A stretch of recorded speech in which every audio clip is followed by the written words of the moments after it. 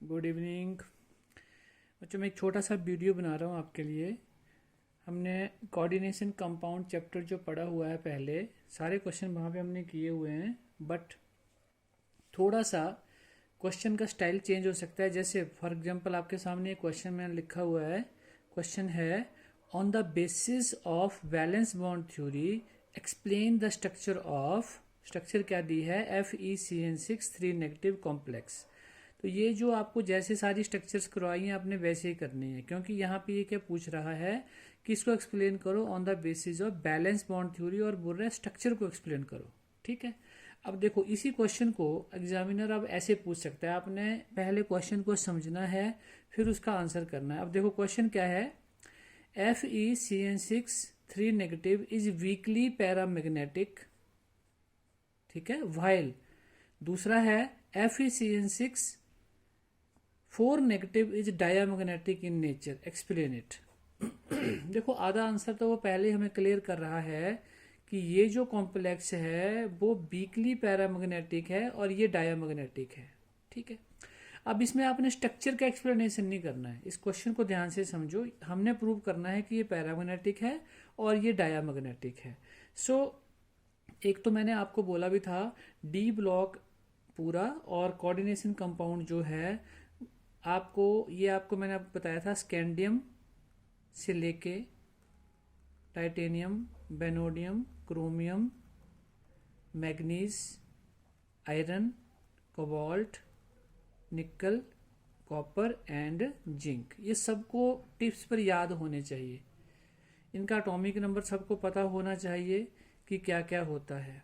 ठीक है, फिर हमें क्वेश्चन कहीं से भी आ जाए हम उस क्वेश्चन को इजीली एक्सप्लेन कर पाएंगे। देखो जरा, अभी हम करके देखते हैं। अब अगर आपको जैसे ही पेपर में ये क्वेश्चन आ गया तो आपको करना क्या है, आपको ये कॉम्प्लेक्स का नाम लिखना है। ठीक है, क्या है हमारे पास, रफ में जाके आप इस चीज़ को कर सकते हो। आपने रफ में गए और आपने देखा FeCN6 raise to power 3 negative. आपने इसकी ऑक्सीडेशन स्टेट निकालनी है X, ये नेगेटिव लिगैंड है तो -6 हो गया, इक्वल टू -3, ये यहाँ जाएगा तो प्लस हो जाएगा, तो X इक्वल टू 3। तो इसका मतलब ये हो गया कि हमारे पास ऑक्सीडेशन स्टेट जो आ गई है वो क्या आ गई यहाँ पे +3। अब आयरन का सबसे पहले आपको वहां पे ये लिखना है कि ये जो कॉम्प्लेक्स आयन है इसकी ऑक्सीडेशन स्टेट +3 है और इसकी आउटर मोस्ट इलेक्ट्रॉनिक कॉन्फ़िगरेशन जो है वो 3d6 है। कैसे, देखो Fe आपने लिखा यहाँ पे, Fe लिखा आपने यहाँ पे, और यहाँ पे आप ढूंढ सकते हो आप आयरन, ये पड़ा हुआ हमारे पास 26। ठीक है, आपको मैंने तरीका बताया हुआ है कैसे लिखते हैं हम। आर्गन 18, ये क्या हो गए 2 20 और 6 26, 18 2 20 और 6 26, 26 हो गए। ठीक है, तो Z हमारे पास जो है वो है यहाँ पे 26। तो इलेक्ट्रॉनिक कॉन्फ़िगरेशन की आई D6, 3d6। देखो 3d6, तो आपने यहाँ पे लिख दिया 3d और आगे आपने क्या लिख दिया यहाँ पे 4s। तो 3d6 है तो आप इसको कर देते हैं। देखो 1 2 3 4 5 एंड ये 6 और यहाँ पे 2 हैं तो 4s2 और 4p जो है वो हमारा यहाँ पे वेकेंट आ जाएगा। क्लियर है यहाँ तक सबको। फिर हम क्या बोल रहे हैं, यहाँ पे +3 ऑक्सीडेशन स्टेट है तो आपने यहाँ पे लिखा Fe और raise to power 3 positive. 3 electron का लॉस हो रहा है, आपने कोई बर्डिंग नहीं लिखनी है, सीधे 3 इलेक्ट्रॉन का लॉस करना है। आपको समझाया मैंने, 2 यहाँ से जाएंगे और एक कहाँ से जाएगा 6 वाला, 1 2 3 4 5 एंड 6 ये वाला जाएगा। तो जैसे ये यहाँ से गया तो हमारे पास यहाँ पे अनपेयर इलेक्ट्रॉन जो 4 थे अभी 5 हो गए, 1 2 3 4 एंड 5, और ये 0 हो गया क्योंकि ये तो जा चुका है यहाँ से और ये तो पहले से खाली था तो ये ऐसे आ गया।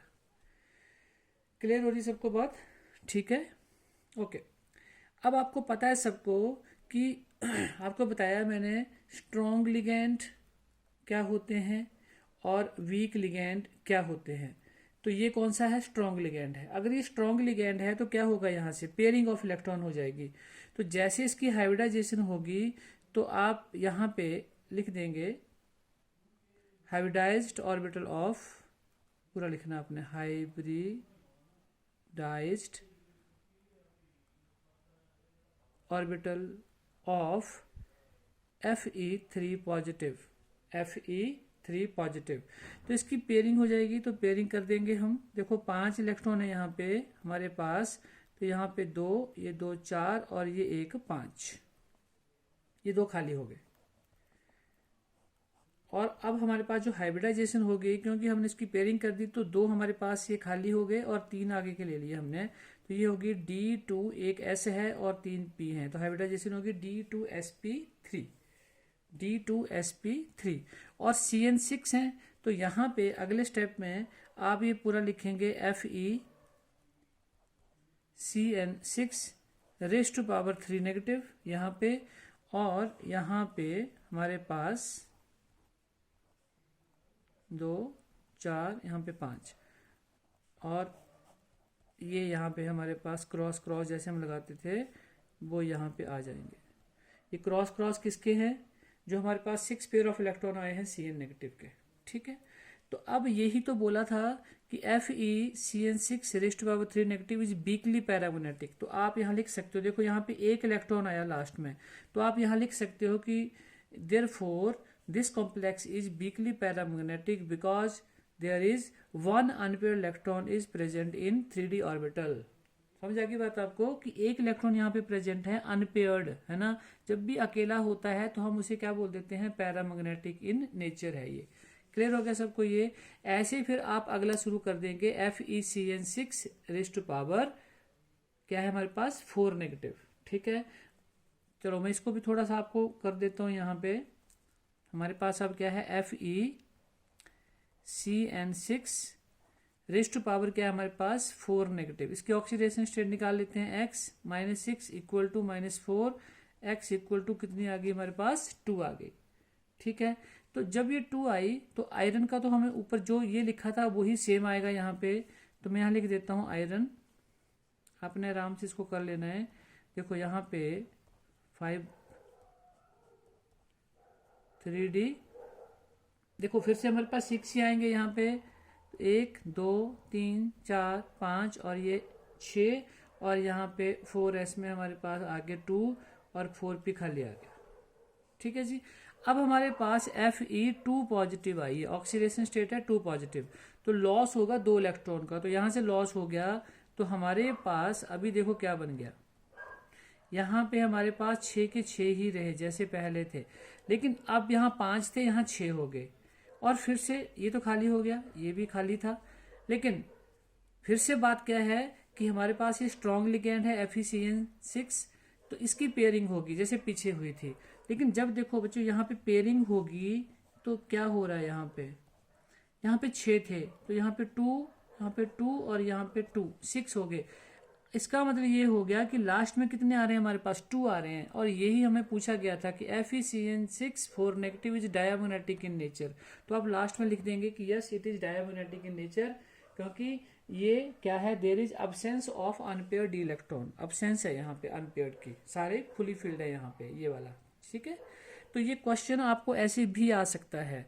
सो आपने क्वेश्चन को समझना है, क्योंकि कई बार एग्जामिनर आपको फंसाने की कोशिश करता है कि ऐसे नहीं ऐसे बताओ, तो कंफ्यूज नहीं होना है। तो इसलिए मैंने आपको जस्ट ये बताया है यहाँ पे कि ये कैसे आ सकता है। अब देखो एक और क्वेश्चन ले रहा हूं मैं यहाँ पे, देखो जरा। अब देखो ये क्वेश्चन जो मैंने लिखा है यहाँ पे, क्वेश्चन क्या है ये?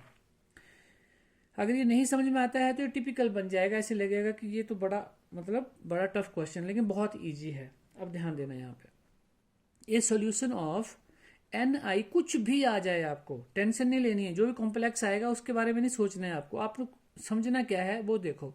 A solution of NiH2O6 2 positive is green, but solution of NiCN4 2 negative is colourless. अब 2 चीजें बताई हैं यहाँ पे इसने, एक का कलर बताया है और एक को कलरलेस बताया है, ठीक है। अब जब हमने डी ब्लॉक पढ़ा था तो वहां पे आपने ये चीज पढ़ी थी। देखो मैं आपको यहाँ पे हिंट लिख के दे रहा हूं, और इस चीज को आपने हमेशा याद रखना है। क्या रखना है याद आपने? जब भी अब्सेंस ऑफ अनपेयर्ड इलेक्ट्रॉन, जब भी अनपेयर्ड इलेक्ट्रॉन की अब्सेंस होगी तो हम उसे क्या बोलेंगे? कलरलेस। और जब अनपेयर इलेक्ट्रॉन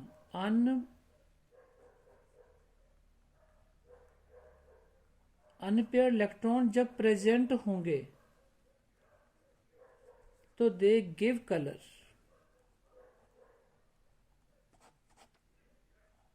ध्यान दे लो इस चीज को, ये चीज याद रखनी है आपको। और ये देखो नाम से यहाँ पे क्लियर हो रहा है, ग्रीन मतलब कलर दे रहा है। इसका मतलब ये हुआ कि अगर ये कलर दे रहा है तो यहाँ पे क्या प्रेजेंट होने चाहिए, अनपेयर्ड इलेक्ट्रॉन। अनपेयर्ड इलेक्ट्रॉन देखो करके देखते हैं इसको। हम बात करते हैं पहले की, इन दिस कॉम्प्लेक्स, क्या है ये complex, NiH2O6 raise to power 2 positive. देखो ये न्यूट्रल है, ये हम साइड में निकाल लेते हैं। यहाँ पे x, यहाँ पे देखो कोई भी कॉम्प्लेक्स आ जाए आपने टेंशन नहीं लेनी है। यहाँ पे इसका 0 हो गया तो क्या हो गया, 0 इक्वल टू 2, तो x इक्वल टू 2 मतलब ऑक्सीडेशन स्टेट क्या आ गई यहाँ पे 2।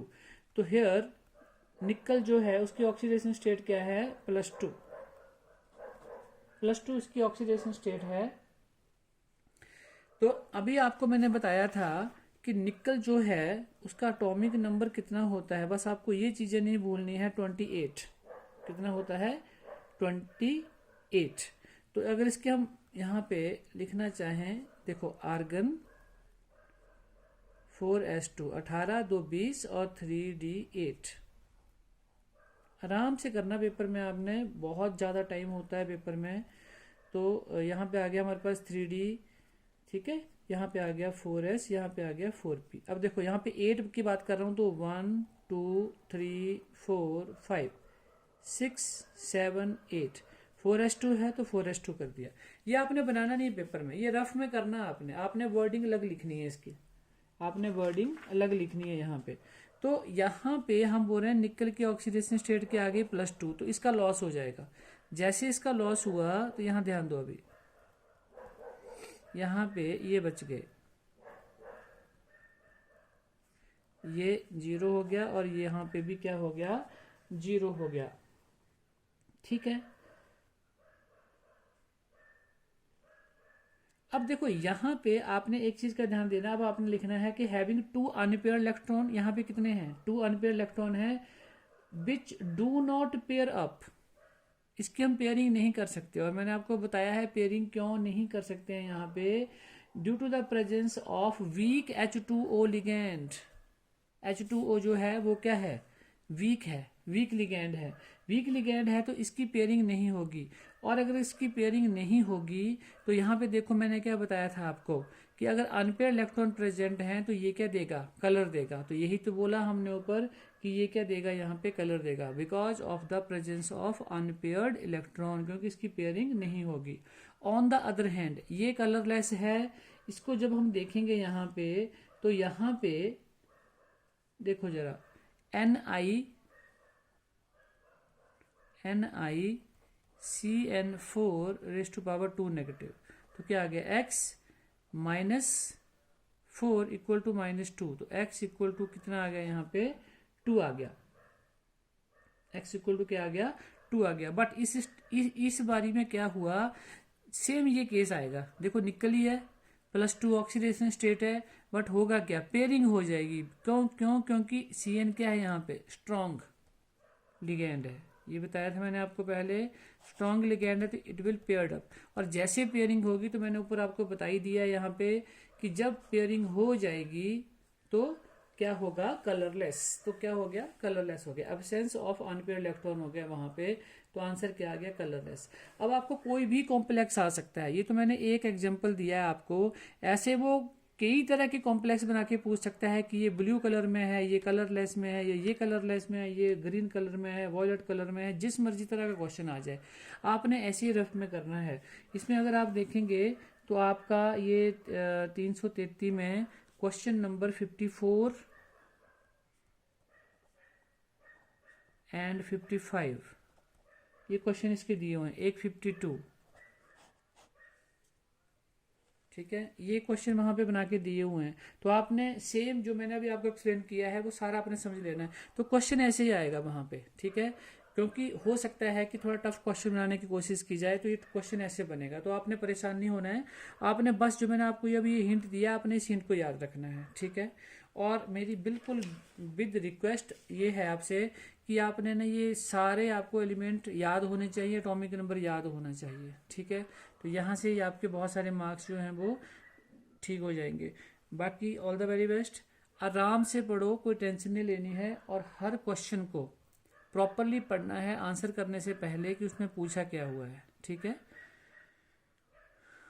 Thank you very much.